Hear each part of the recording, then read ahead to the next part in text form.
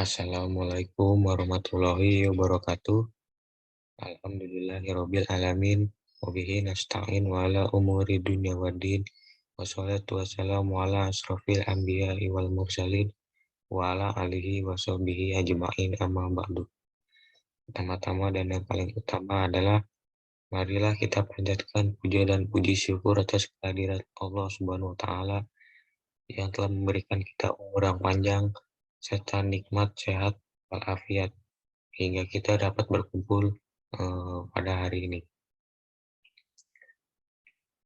Saya Kevin Ronald Suragarta dengan NIM 2283210023 akan memberikan materi tentang sholat dan keutamaannya. Tanpa berlama-lama lagi, marilah kita langsung ke materi. Sholat dan keutamaannya. Di antara bentuk ibadah yang mendekatkan diri manusia kepada hambanya dalam Islam ialah sholat. Bentuk peribadatan ini salah satu tugas utama manusia diciptakan di dunia. Sholat juga merupakan bentuk keimanan kita pada Allah Subhanahu wa taala yang diwujudkan dengan perkataan, perbuatan, dan keyakinan hati. Sholat adalah kewajiban paling utama setelah dua kalimat syahadat dan merupakan salah satu rukun Islam. Rasulullah Shallallahu Alaihi Wasallam bersabda, Islam itu dibangun atas 5 perkara, yaitu bersaksi bahwa tiada sesembahan yang berhak disembah kecuali Allah dan sesungguhnya Muhammad adalah utusan Allah. Menegakkan sholat, mengeluarkan zakat, mengerjakan haji ke Baitullah jika mampu, dan berpuasa pada bulan Ramadan. Hadis riwayat Muslim. Lalu pengertian sholat fardu secara bahasa. Secara bahasa, kata sholat berasal dari bahasa Arab yang berarti doa. Sedangkan menurut istilah, sholat didefinisikan sebagai suatu bentuk peribadatan dalam bentuk rangkaian kegiatan yang dimulai dengan takbiratul ihram dan diakhiri dengan mengucapkan salam. Sholat merupakan cara menyembah Allah yang telah ada sejak sebelum diutusan Nabi terakhir, yaitu Muhammad Shallallahu Alaihi Wasallam. Hanya saja berkat rahmat Allah Ta'ala, Rasulullah diberi wahyu untuk memperbaharui syariat sholat yang diturunkan dari Rasul-Rasul. Lalu kabar tersebut juga tercantum dalam beberapa ayat Al-Quran seperti dalam surat Maryam ayat 55 yang menggambarkan tentang sholatnya Nabi Ismail alaihi salam. Maradiyan Rabbihi inda wa kana waz zakati bis sholati ahlahu ya'muru wa kana. Artinya, dan dia Ismail menyuruh keluarganya untuk melaksanakan sholat dan zakat. Dan ia adalah seorang yang diridhoi di sisi Tuhannya. Juga surat Maryam ayat 31 yang menggambarkan tentang sholatnya Nabi Isa alaihissalam.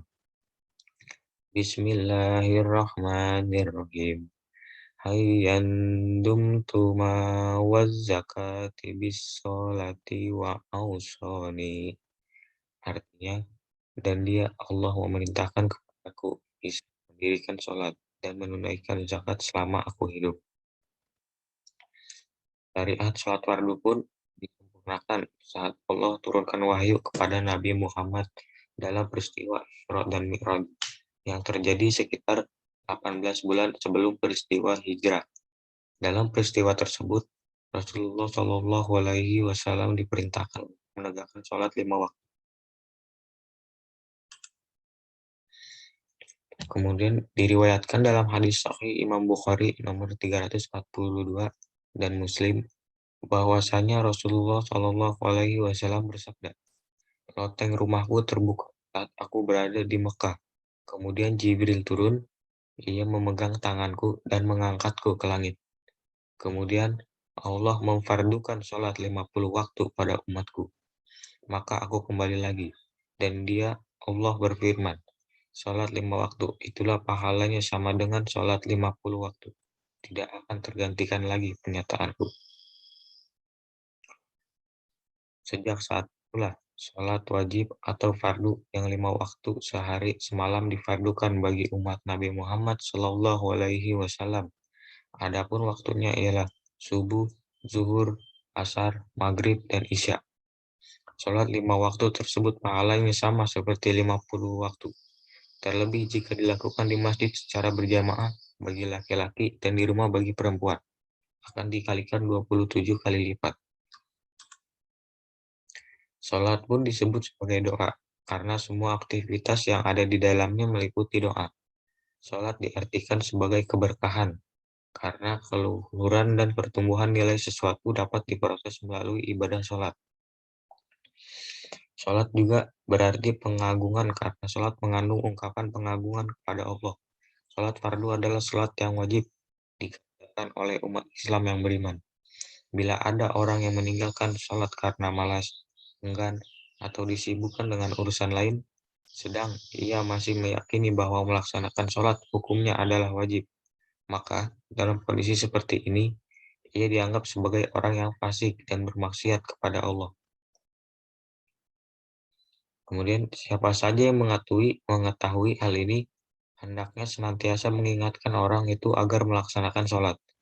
Karena bagaimanapun juga, meninggalkan sholat adalah perbuatan dosa.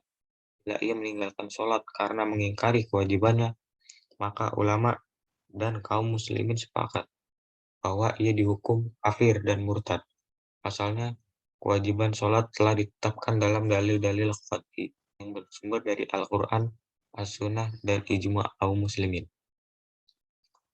Kedudukan sholat dalam Islam memiliki kedudukan yang agung. Kita dapat melihat keutamaan sholat tersebut dalam beberapa poin berikut ini. Yang pertama, sholat adalah kewajiban utama. Pengertian sholat fardu adalah kewajiban yang paling utama setelah 2 kalimat syahadat dan merupakan salah satu rukun Islam. Seperti yang sudah dituliskan sebelumnya, kedudukan sholat masuk dalam rukun Islam, hadis riwayat Muslim. Rukun berarti hal yang mutlak wajib dilakukan, dan jika tidak dikerjakan, maka tidak ada yang bisa membantu menggugurkan rukun tersebut. Saking pentingnya ibadah ini, para ulama sejak dahulu banyak yang berselisih tentang keislaman orang yang meninggalkan sholat dengan sengaja, padahal ia mampu melaksanakannya. Ada ulama terdahulu yang mengkafirkan pelakunya, yang memasukkannya kepada dosa besar yang amat besar. Lalu yang kedua, sholat merupakan pembeda antara muslim dan kafir. Rasulullah Shallallahu Alaihi Wasallam bersabda, sungguhnya batasan antara seseorang dengan kekafiran dan kesyirikan adalah sholat. Barang siapa meninggalkan sholat, maka ia kafir. Hadis riwayat Muslim. Salah seorang tabi'in bernama Abdullah bin Syaqiq rahimahumullah berkata, dulu para sahabat Muhammad Shallallahu Alaihi Wasallam tidaklah pernah menganggap suatu amal yang apabila ditinggalkan menyebabkan kafir, kecuali sholat. Hadis riwayat Tirmizi. Yang ketiga, sholat penyebab tegaknya agama seseorang. Sholat adalah tiang agama, dan agama seseorang tidak tegak kecuali dengan menegakkan sholat. Diriwayatkan dari Mu'az bin Jabal, Nabi Shallallahu Alaihi Wasallam bersabda, inti pokok segala perkara adalah Islam, dan tiang penopangnya adalah sholat. Hadis riwayat Tirmizi. Yang keempat, amalan yang pertama kali akan dihisab pada hari kiamat. Nabi Shallallahu Alaihi Wasallam bersabda, sesungguhnya amal hamba yang pertama kali akan dihisab pada hari kiamat adalah sholatnya. Apabila sholatnya baik, dia akan mendapatkan keberuntungan dan keselamatan. Apabila sholatnya rusak, dia akan menyesal dan merugi. Jika ada yang kurang dari sholat wajibnya, Allah Tabaraka wa Ta'ala mengatakan, lihatlah, apakah pada hamba tersebut memiliki amalan sholat sunnah, maka sholat sunnah tersebut akan menyempurnakan sholat wajibnya yang kurang. Itu juga amalan lainnya seperti itu. Hadis riwayat Abu Daud. Yang kelima, sholat mencegah perbuatan keji dan mungkar. Bacalah apa yang telah diwahyukan kepadamu, yaitu Alkitab Al-Quran, dan dirikanlah sholat. Sesungguhnya sholat itu mencegah dari perbuatan-perbuatan keji dan mungkar. Dan sesungguhnya mengingat Allah, sholat adalah lebih besar keutamaannya dari ibadah-ibadah yang lain. dari Allah mengetahui apa yang kamu kerjakan. Quran Surat Al-Ankabut ayat 45. Salat itu mengandung dua hikmah, yaitu dapat mencegah diri dari perbuatan keji dan perbuatan mungkar. Maksudnya dapat menjadi pengekang diri dari kebiasaan melakukan kedua perbuatan tersebut dan mendorong pelakunya dapat menghindarinya. Di dalam sebuah hadis melalui riwayat Imran dan Ibnu Abbas secara marfu disebutkan, barang siapa yang sholatnya masih belum dapat mencegah dirinya dari mengerjakan perbuatan keji dan mungkar, maka tiada lain ia makin bertambah jauh dari Allah. Yang keenam, menghapus semua kesalahan.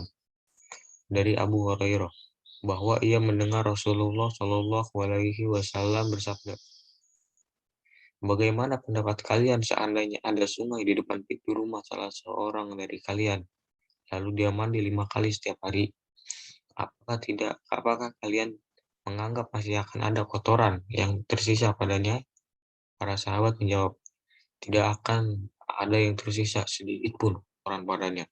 Lalu beliau bersabda, seperti itu pula dengan sholat 5 waktu, dengannya Allah akan menghapus semua kesalahan. Hadis riwayat Bukhari. Yang ketujuh, hapus dosa. Dan dirikanlah sholat pada kedua tepi siang, pagi dan petang, dan pada bahagian permulaan daripada malam. Sesungguhnya perbuatan-perbuatan yang baik itu menghapuskan dosa, perbuatan-perbuatan yang buruk. Itulah peringatan bagi orang-orang yang ingat. Quran Surat Al-Hud ayat 114. Sesungguhnya mengerjakan perbuatan-perbuatan yang baik itu dapat menghapuskan dosa-dosa yang terdahulu.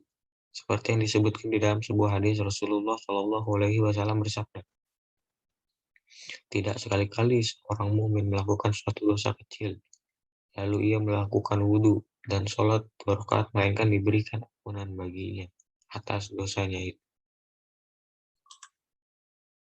Demikian yang saya dapat sampaikan. Kurang lebihnya mohon maaf. Semoga dapat bermanfaat dan dapat diamalkan dalam kehidupan sehari-hari.